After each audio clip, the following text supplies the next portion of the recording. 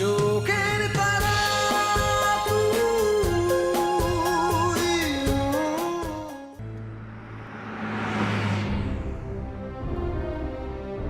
এই শহরটা আমার কাছ থেকে সবকিছু কেড়ে নিয়েছে।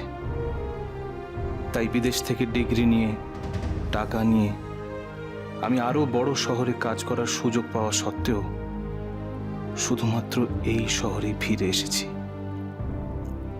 আমার যা যা কেড়ে নিয়েছিল একদিন এই শহর, তার সবটা ফিরে পাবো না কেন? ফিরে পাবো না,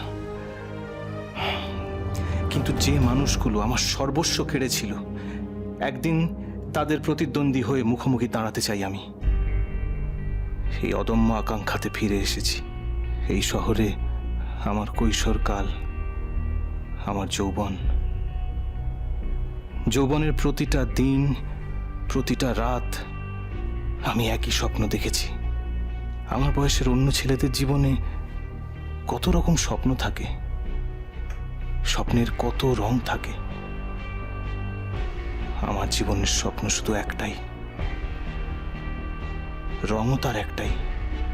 আমি কত বছর ধরে একটু একটু করে কুটি সাজিয়েছি, শুধু এই শহরে ফিরে এসে চ্যাটার্জি পরিবারের মুখোমুখি দাঁড়ানোর খুঁটি। হয় পরাস্ত হব, নয় পরাস্ত করব। এর মাঝখানে আমার জীবনে আর কিচ্ছু নেই, কিচ্ছু না।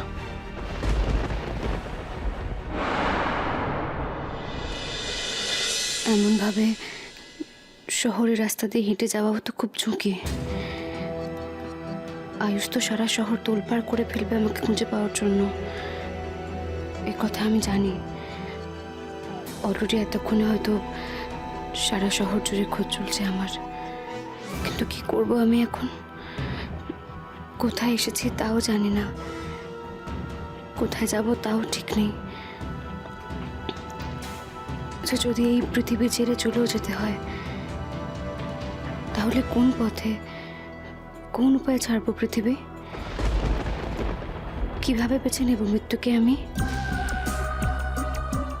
আমি তো এখন নিঃস্ব, খোলা হাতে বেরিয়ে এসেছে আয়ুষের বাড়ি থেকে। এমনকি আমার কাছে বাস ভাড়া পর্যন্তটুকুও নেই। আমার মতো একটা অল্প বয়সের মেয়ে কারোর কাছে দাঁড়িয়ে হাত পেতে বাস ভাড়াটুকুও চাইতে পারবো না।